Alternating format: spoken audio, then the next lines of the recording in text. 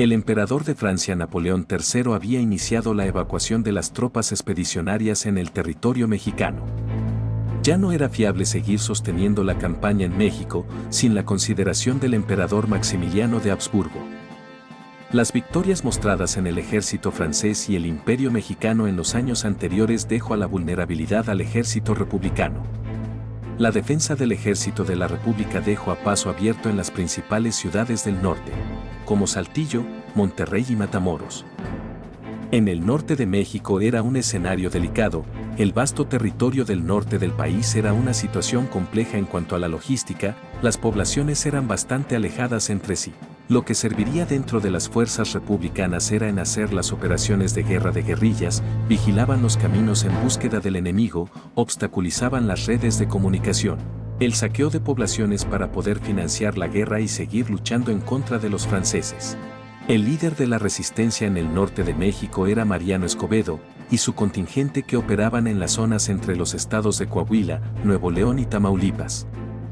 Había ciudades que estaban en contra de la causa del imperio como Linares, Galeana y La Laguna, contribuyendo enormemente al lado liberal de la zona.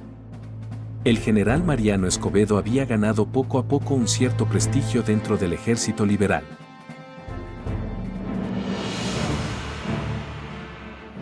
El gobernador de Coahuila, Andrés Viesca, había avanzado hacia la ciudad de Parras y derrotado y echado al jefe militar del imperio.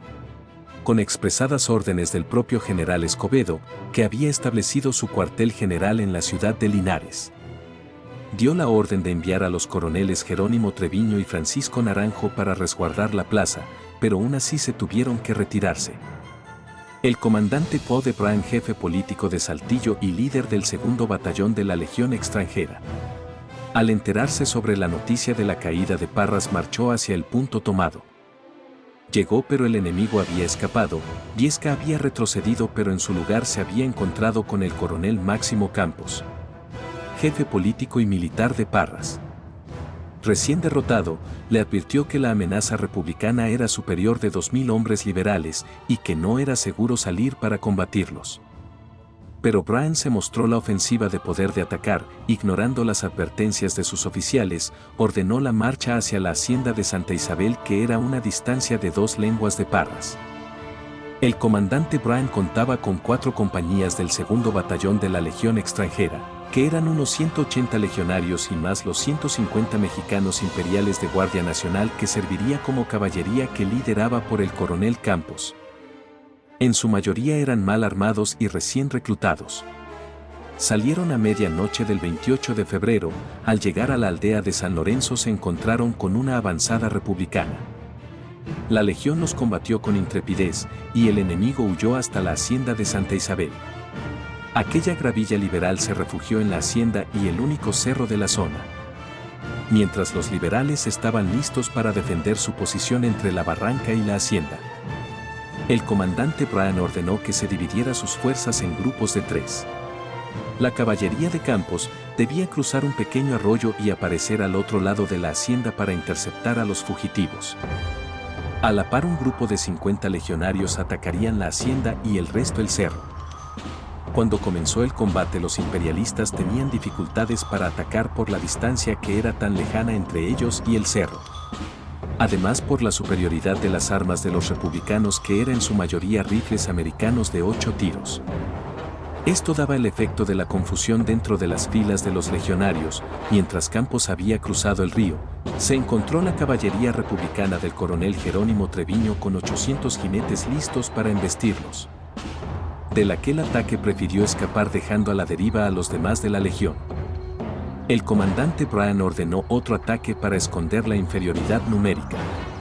2 veces avanzó y las 2 veces fue rechazado. Retrocedió por la superioridad republicana, que hasta hacerse un cuadrado para defender esta posición y conjunta con el segundo grupo. Aquel momento eran 150 extranjeros contra 2.000 hombres de la República. Entre el combate varios oficiales murieron, entre ellos Bryan, y hasta el coronel Francisco Naranjo terminó estando herido. La batalla terminó por un oficial mexicano que pidió conferenciar a los legionarios, de ahí se terminó la batalla. Fueron muertos 103 legionarios, 82 prisioneros y de los cuales 37 estaban heridos. Después de una batalla era común que los prisioneros eran pasados por las armas, pero no fue así. El general Andrés Biesca mostraba tajante a esta opción, así que los perdonó a los presos y fueron trasladados a marcha forzada sobre el desierto de Mapimí. La noticia de la derrota en Santa Isabel llegaría al mariscal Bazaine, recobrando en forma más severa la prohibición de efectuar cualquier movimiento que no fuera de las grandes operaciones y que no debían alejarse de más de 5 leguas. La persecución de los guerrilleros republicanos quedarían a cargo de unidades auxiliares e imperiales mexicanas, con el fin de evitar el desgaste de las fuerzas francesas en pequeños combates. Sobre todo el territorio controlado del imperio, sobre todo esta acción de la perspectiva francesa de que ya no vendrían más refuerzos de Europa.